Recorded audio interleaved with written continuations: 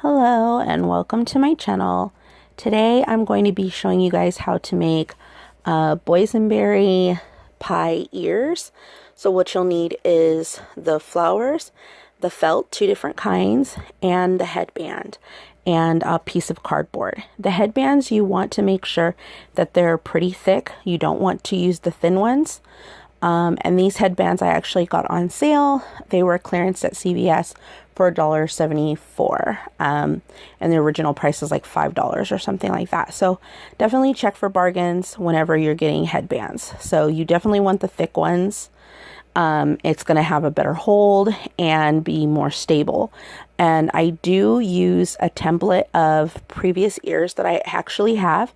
And I've traced them on a piece of cardboard, and then you just cut it out. And you want to go ahead and make 2 of those. And it actually helps with the stability of the ears. I've noticed that just putting like foam or batting inside the ears doesn't really do a great job at keeping the ear stable. So I tend to go ahead and use the cardboard to help that process out. So you'll go ahead and make 2 sets of the cardboard, and then you're going to go ahead and trace the felt and go ahead and use the templates that you just cut out, and you'll want to trace those. And then once you trace them, you can actually fold the felt in half and you can cut it, and it will actually make the 2 pieces that you need. So you can go ahead and do that. And I actually am using my little roll cutter. So if you have one of these, definitely be careful whenever you're using them. They are very extremely sharp.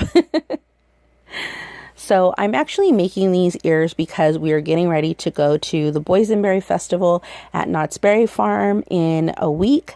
And I can't wait to take these ears with me. I actually ended up creating a pair of ears and also a little, I guess you could call it like a hair bow, but it's not. It's like a pie that you put in your hair. It's like a hair clip. So I actually create the ears and the little pie that you can put in your hair. And the ears are actually for Ari, and the little hair clip is for me. So Marcy wants me to make her a little boysenberry pie, little small clip for her purple beanie that she has. So we're super excited for the Boysenberry Festival. It's one of the things that we look forward to, going to Knott's Berry Farm. So it's one of our favorite things to do. They have food, and it's kind of like food and wine festival at Disneyland. You get to try out different types of foods, but they use boysenberries. And if people don't know what boysenberries are, I've never heard of them. They were actually started by a guy named Mr. Boysen, and he actually took 2 berries and like 2 berry hybrids and put them together and created the boysenberry. So I think it's a crossbreed between a raspberry and a blueberry. And it kind of made a raspberry, and they named, or boysenberry, sorry, and they named it after Mr. Boysen, who created it. However, the boysenberry didn't take off as well as he had thought, until Mr. Knott got a hold of boysenberries, and he actually created a boysenberry farm, and it took off, and it's been popular ever since. Boysenberry is a very sweet berry, but also has a little bit of a tartness to it. So it's actually really good. It's one of my favorite berries. And so when they do the Boysenberry Festival, they actually incorporate it in tons of different foods. So we definitely look forward to going and trying all that out.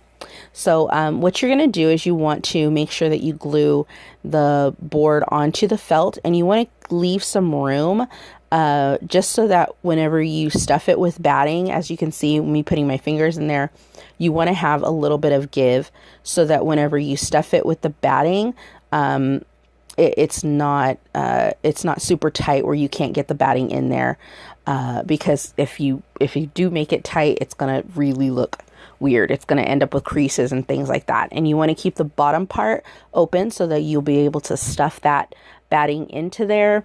And you want to do it on both sides. So you want to stuff the batting on both sides like you see me doing. And once you have that stuffed, you don't want to pack it full. You just want to have it enough to where it kind of makes that little pie, full pie shape. If I can describe it. So you see me making a little bit of adjustments in the batting, just checking it and seeing what the fluff consistency or ratio is. And then once you do that, you can go ahead and seal up the end of the ear. So you'll see me sealing the end of the ear right here. And just be careful with the glue in your fingers. I have a glue gun that's very old. I've had it for many, many, many, many, many years. It's seen better days, but it has no heat sensor, I guess. It's super hot. Basically, it's taken a layer of skin off of my fingers at one point or another. So yeah, it's definitely not heat regulated or anything like that. It's just has one setting, and that's hot. So definitely be careful with your fingers if you have like an old school hot glue gun like I do. Once the ears are sealed and done, you want to start cutting the fabrics in order to make the strips for the pie. So what you want to do is cut the felt on this, I guess it's like the horizontal side, or but you want to cut like little small strips, and that's going to be your cross threading for your pie. And then what you want to do is go ahead and glue one side of the stripping. So you'll see me laying it out here just to see how many strips I'm going to need. And then you just tack them down with a little bit of hot glue. And then what you want to do is basically create the lattice pattern. And that's basically just like, weaving in and out of the different, I guess what you'd call it, threads, or I don't know what to call it whenever it's not noodles or not the dough.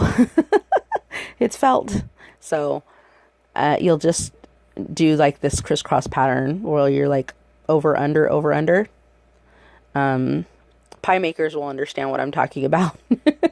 When you make a lattice pie, it's basically the same thing. So you just do the over under pattern, and it creates the more realistic look of the pie. So you want to do that. And I think if I remember right, the lengthwise, I think is 12 inches, I want to say. Oh, no. That's for something else. Sorry. I'm thinking ahead. But yeah, you'll just make the crisscross pattern. And I know that it seems weird that like I'm having ears at Knott's Berry Farm whenever it's not Disney. But if you think about it, they're pies. They're not really like Mickey ears. So they could consider it as like two pies on my head, just as ears, I guess. I don't know. I don't think too many people are going to get like all crazy about it. But I was inspired by a photo that I actually seen on the Knott's Berry Farm Instagram page. These girls had made these really, really cute pie purses that they made out of felt. And I thought those were super cute. And I just got inspired and thought, you know what, like I'll make these pie ears for the Boysenberry Festival, and I can actually use them for like food and wine, I guess. They serve pies at Food and Wine Festival, I think, sometimes. But probably like key lime pie, but not boysenberry. But still, I mean, they look really cute, and I think that I'll be able to get multiple uses out of them for different events and things like that. So I definitely was inspired. And that's what it's about, right? Whenever you feel inspired by something, you just want to go ahead and get creative and make something. And it may not be something that everybody else does, but, it's unique to you. And I thought it was a fun idea. And so I just went ahead and went with it. So now the lattice is done. And I've actually saved those extra little pieces for the other ear. So that way I'm not wasting a ton of materials. I only had to cut a few more little pieces in order to make the other ear.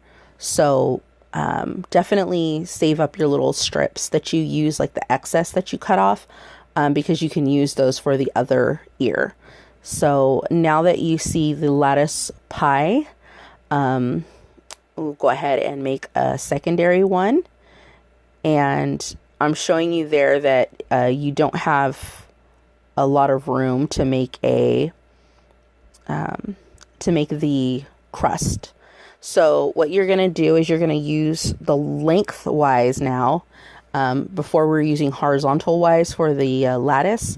This way you want to use the length of the felt to make the actual crust. And what you're going to do is just do a braiding method. You see me actually holding this with the other side. I tried to hold it with the goofy stapler, but it just wouldn't hold in place. And you basically just braid the felt to make like a crust for the outer part. And then what you'll do is just glue it all around. And you kind of want to make sure that you don't do it too tight or too loose. You want to have a pretty consistent crust all the way around. Just like when you're making a pie in real life, you want to make sure that it's kind of consistent all the way around. And you don't want to have like pieces that are too small and then too loose or big, or so you just want to make sure that you have the braid even. And if it's not even, you can always undo it and then reapply it. But yeah, definitely make sure that it's all even, so that way you get that look of evenness. And now I'm going to go ahead and apply a little piece of the felt on the back side of the ear, and that just secures that back end and makes it look a little bit more cleaner, so that it's not so messy. Basically, you just kind of want to seal up the ends to make it look like a consistent actual pie. And then you just cut off the ends, and you can kind of glue them to keep them in place. And you'll go ahead and repeat that step. So there's one ear, and then we're going to go ahead and do another ear. I make sure that I'm cleaning my work surface at all times. So now I'm going to go ahead and do the headband. And the headband was tricky because I'm trying, like if you see, I'm trying to do sideways or short ways, and it's just, it's better to do it that horizontal way, and just cutting that big piece right there, I end up cutting in half actually. So I don't end up using both of those pieces. I actually just end up cutting one in half, and you'll see that. And I actually make the headband with that. And there will be a seam in the middle that you'll see, but it's actually going to be covered completely with the bow. So you're actually not even going to see that part at all. But what I do suggest is that felt is very forgiving. So you want this band around the headband to be tight. You don't want it to be loose or anything. So when you first start to glue, you want to glue the very end and then pull it a little tight as you're tacking it down. And then that just makes a real snug, secure seam instead of it just being kind of bulky. And then I just glue the bit ends off. Sorry, that part's out of frame.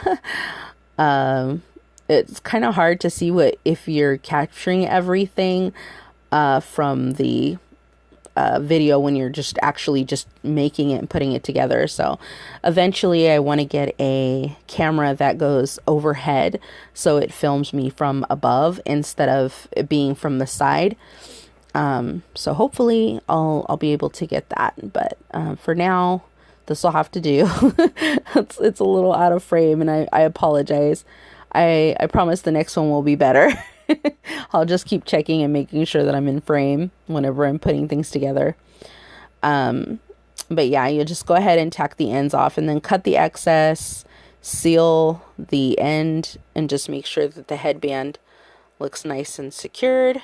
And there you go. You've got a completed headband that's completely covered and matches the color of your ears. So you don't have to do this necessarily. I just did it because I wanted it to match the complete headband. So now I'm going to go ahead and make the bow of the pie. And what I'm going to do here is actually measure this out, and it's actually 12 inches.